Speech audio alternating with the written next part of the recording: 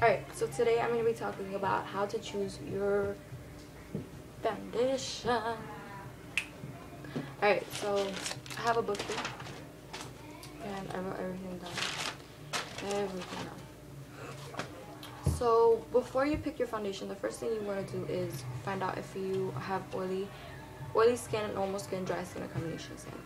Normal skin is obviously your skin is smooth, it's not oily or dry anywhere, it's just literally in the middle.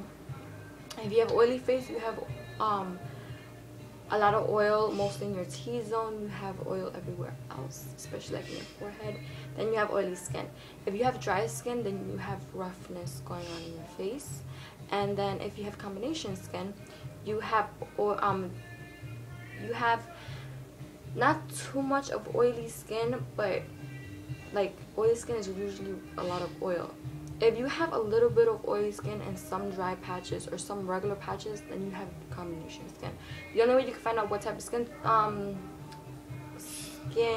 type you are is if you wash your face, exfoliate, and wait an hour.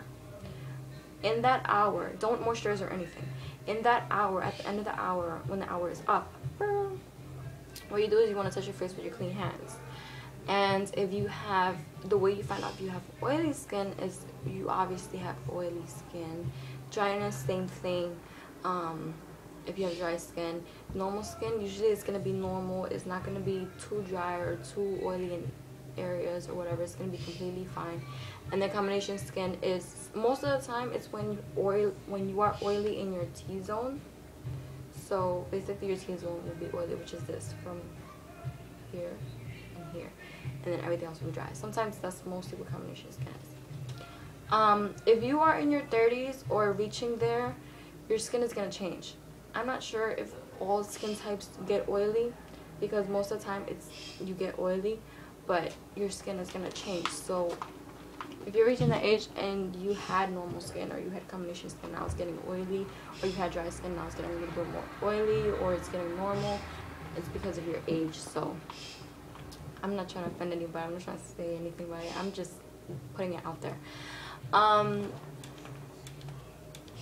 The second thing that you want to do is find out if you have red,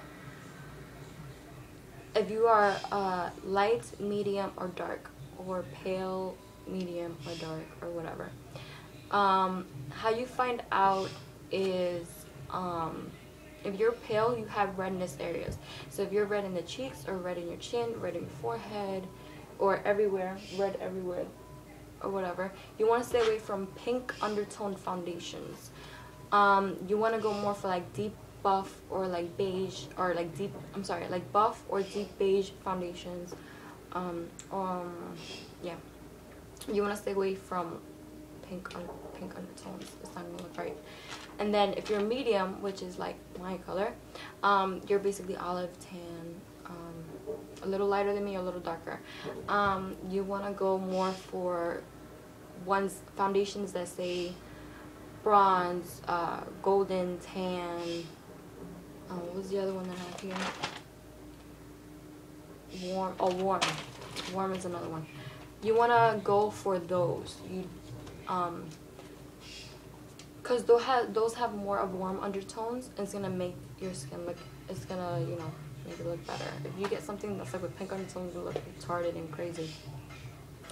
But yeah, you want to stick with medium, warm, tan, golden type names when it comes to foundations. So foundations are usually categorized, so it'll be easier for you to find your colors like that. Dark, obviously you're darker than me, and it's actually harder to find foundations for darker people. I don't know why. I think they should make more foundations for darker people. But if you are dark, you want to look for foundations that say deep ebony, dark, deep tan, or dark tan, something like that.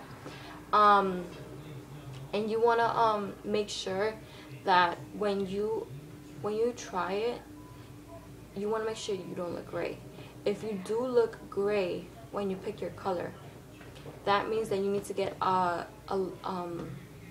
foundation that is slightly lighter.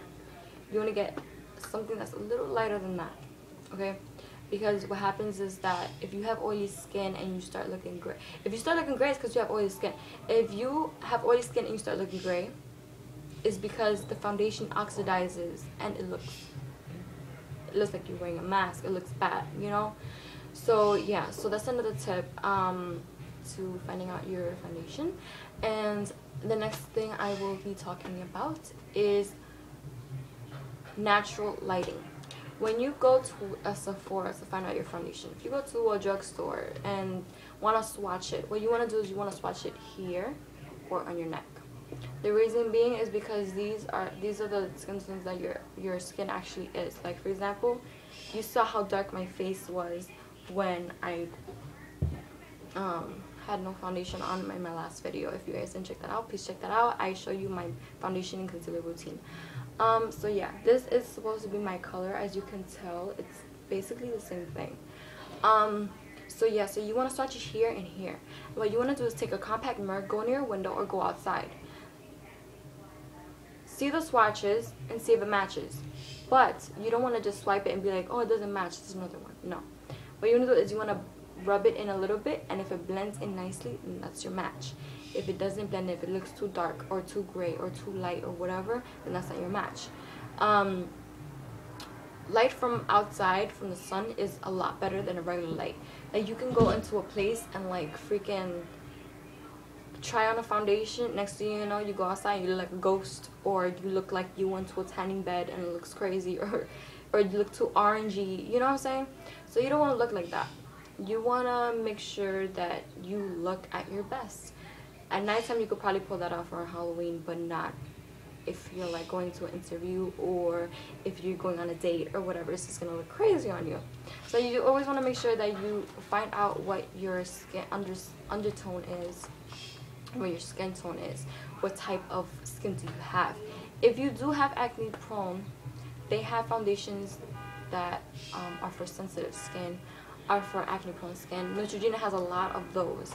They also have oil free foundations, so in case you want to try a foundation or whatever, like, they have oil free ones which are perfect for people who have oily skin. You know what I'm saying? You always want to look for something that goes with your skin type and your skin tone, because then if you don't, it's gonna look cakey or it's gonna look uneven, it's not gonna look right, you know.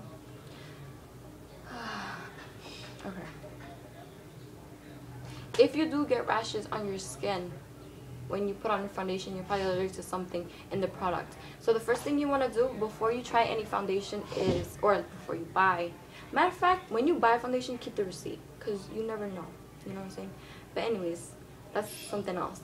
But when you try a foundation, or when you want to try a foundation, always research it. Find the reviews, find what people say about it, find what kind of product it has inside. Maybe you know what you're allergic to, maybe it has something you're allergic to. You don't want something that you're gonna buy something and then it's gonna give you a rash and then you're like, oh my god, like, it destroyed my skin. You don't want something to destroy your skin either. You always want to research the product and find out what it does, what it's for, if it's good for oily skin, if it's not good for oily skin, if it's complete coverage, if it's not complete coverage, if it's blendable.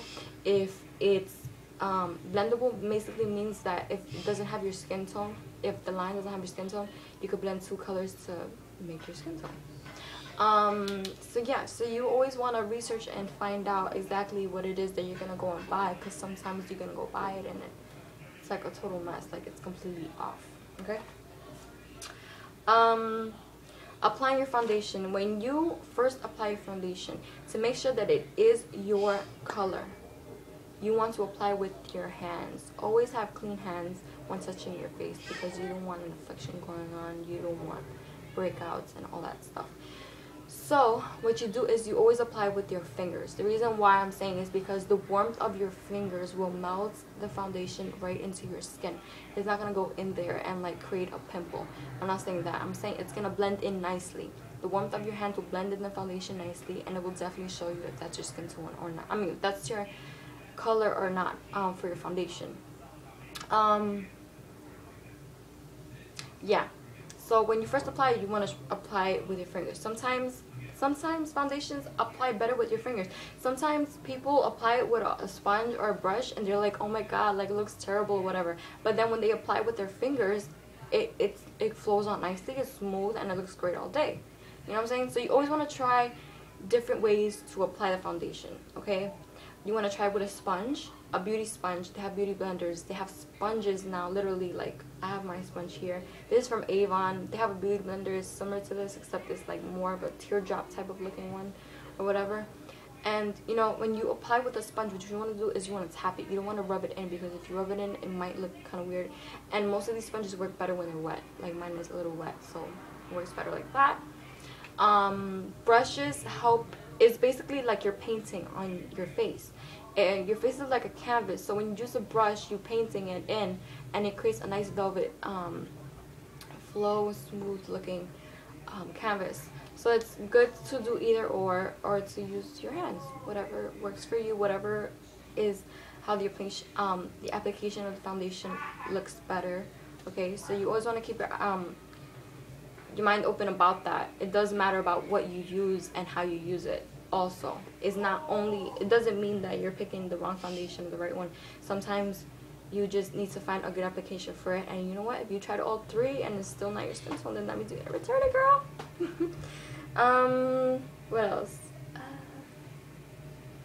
Okay, if you want me to go more in depth of different foundations, like BB cream, oil free, regular foundations, whips foundations, mousse foundations, all that stuff, let me know in the comments below. I like to do research. I like to, it's like little homeworks. And yeah, so I enjoy doing this. It's not like something that's like a lot of work and whatever. I mean, it kind of is, because you gotta go in depth with it. But yeah, if you guys want me to try to find out and let you guys know in a short little summary thing of how foundations work, how BB creams work, how mousse, with all these consistencies, you know, they have so many types of like foundations, tinted moisturizers, like, you know, if you want to know more about that, just comment below. If you guys like this video, click like and hopefully subscribe. I have other videos. Please make sure to check out my latest video, which is the foundation video, how to apply my foundation. And if there's any questions about what I've talked about where I found my stuff at, please let me know in the comments below. What else? So yeah, I hope you guys enjoyed it. I hope this helped you out a little bit more. Like, sometimes you might know so much about something and then you find out more about it and it just helps a little bit more. So I hope you guys, I hope this was helpful. Okay, I hope you guys liked it. And comment below if you have any requests, at all, tag videos, makeup, nails, anything. Just let me know. Please let me know. Okay, anyways, I'm gonna let you guys go. See you in my next video.